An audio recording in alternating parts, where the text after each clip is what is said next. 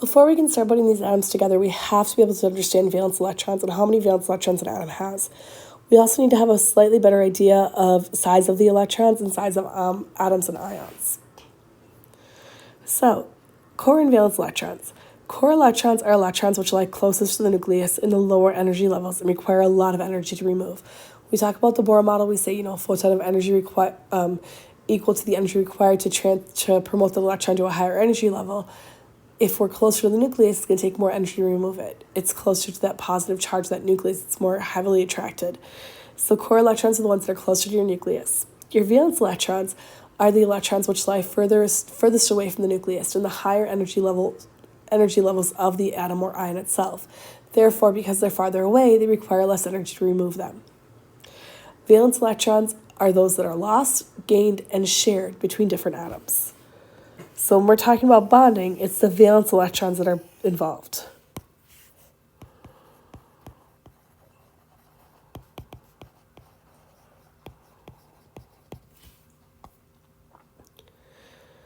If we want to look at the energy levels and the valence electrons, the old group number tells us the number of valence electrons we have. The new periodic tables are numbered 1 through 18. So the numbers here, 1, 2, 3, 4, etc., 5, 6, 7, 8, 9, 10, 11, 12, 13, 14, 15, 16, 17, 18. That's the new group numbers. And they're helpful in the sense that the group number is numbered in order, except they're not helpful in the sense that they don't tell us the valence electrons anymore. The old group numbers ignored the transition block and just counted 1, 2, ignored the transition block, 3, 4, 5, 6, 7, and 8. That told you how many valence electrons something has. It's a really quick way to do it. So that means group 1 has 1 valence electron. Group 2 has 2 valence electrons, and this means for every element in that group.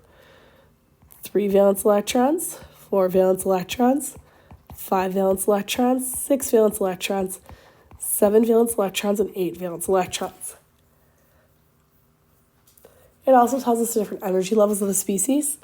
1, 2, 3, 4, 5, 6, and 7. For neutral species, the energy levels, this is closest to the nucleus.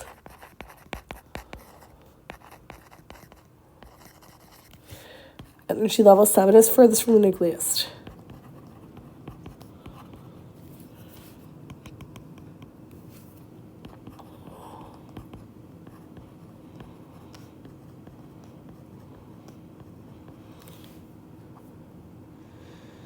Cations and anions. Metals form cations. They lose valence electrons to become more stable. Non-metals form anions. They gain electrons to obtain a maximum of 8 valence electrons. Everyone wants to be like a noble gas. The noble gases have the perfect set of electrons because they have completely filled shells, energy levels. The filled energy level makes it super stable. Magnesium, for example, wants to lose 2 electrons. If magnesium loses 2 electrons, that means it would be magnesium 2 plus with 10 electrons. It would be just like neon. It has the noble gas, it has the electric configuration of a noble gas, and it's super, super stable. Calcium has 20 electrons. If calcium loses 2 electrons, forming Ca2 plus, it's now just like argon with 18 electrons. Super, super stable. On the other hand, sulfur has 16 electrons. If it can just add 2 more, it can gain 2 electrons. It can be just like argon, the nearest noble gas. It would be S2 minus and have 18 electrons, being super stable.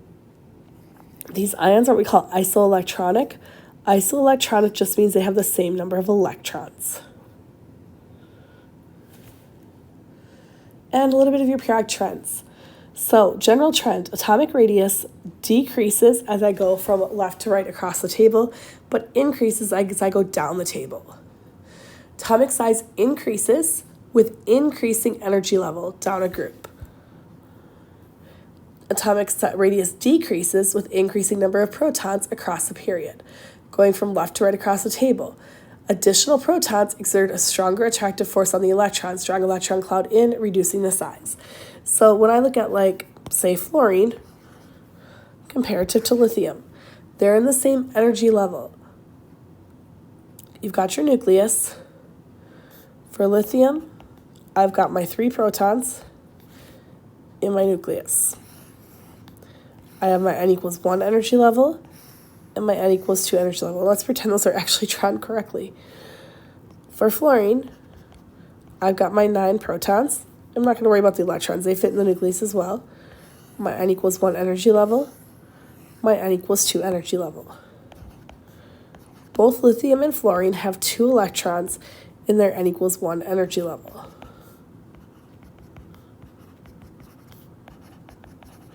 Lithium only has 1 electron in its n equals 2 energy level, while fluorine has 7. So people are like, but I don't understand then why fluorine is so much smaller. Well, because this is a huge, huge, huge positive attractive force for all those electrons. This has 9 protons in it. There are 9 protons pulling these electrons that are equidistant away comparative to lithium. It's pulling all these electrons in, 9 of them pulling in on it, whereas lithium only has 3. So as I go across the table, there's more protons in the nucleus, making it a stronger force to pull, stronger, more effective nuclear charge to pull those electrons close. Adding energy levels makes the most significant impact, so going down makes a bigger impact than going across.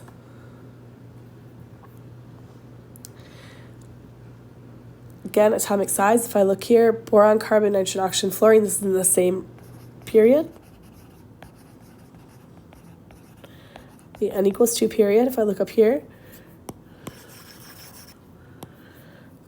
Boron, carbon, nitrogen, oxygen, fluorine, okay?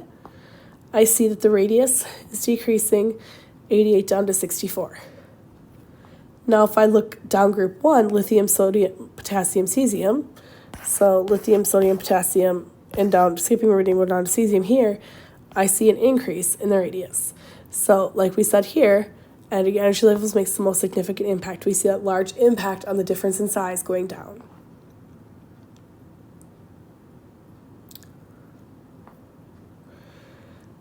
What if I have cations and anions? Cations are smaller than their neutral atom. Anions are larger than their neutral atom.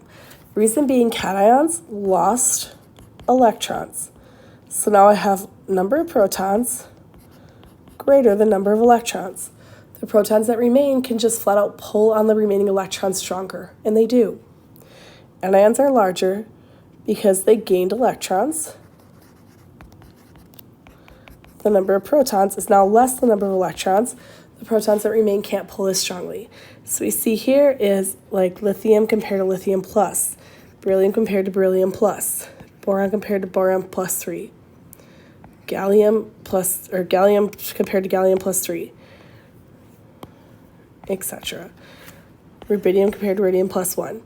We see that the cation is much smaller than the anion, or than the neutral atom. When I look at neutral atom to anion, oxygen to O2, bromine to bromide, iodine to iodide, we see that the anion is much larger than the neutral atom. Because again, we have the same number of protons now pulling on extra electrons. It just can't keep it as tight.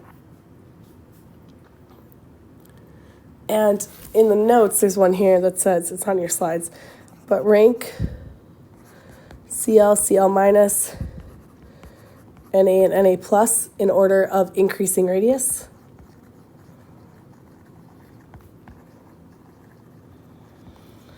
Well, let's see. Some of these might be on here. Yeah, we've got sodium here, so we can see that sodium has a greater radius. On increasing radius.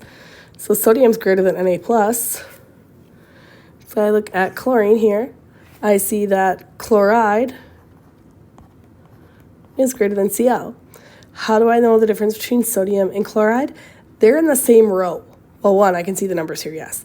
But if I think back to the periodic table, sodium is here.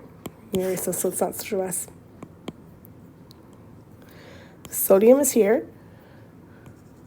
Chlorine is here. I expect the sodium to be bigger than the chlorine. That's what I see here, 186 to 99. So, overall trend, smallest will be Cl compared to the sodium. Now, do I know where sodium ion falls compared to chlorine or sodium compared to chloride? Probably not. I wouldn't expect you to know those ones. But I can see, looking at the chart here, that my sodium ion is a little bit smaller than my chlorine atom, which is smaller than my sodium atom, which is smaller than my chloride ion. Oh, I wrote these two backwards. I apologize. Chloride and sodium. So I wouldn't per se expect you to know like these two comparative or these two comparative. That's kind of hard to do, and the numbers definitely help with that. But you should absolutely know that the sodium ion is less than sodium atom, and the chlorine atom is less than the chloride ion. Ionization energy. Ionization energy is defined as the energy required to remove a valence electron from a gaseous atom or ion. And so once it's basically gaseous, so it's the easiest way to remove it. Once we put it in the gas phase and then see how much energy it takes to remove it. General trend of this is it's going to increase across the table and up the table. So ionization energy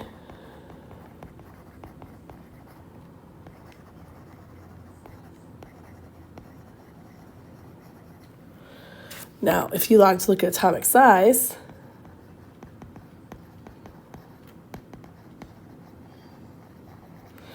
remember that one increased this way. So it's complete opposite of atomic size trends. But we can see the trends here as well on the chart. If I look at, like, say, lithium to neon, I see lithium going to neon.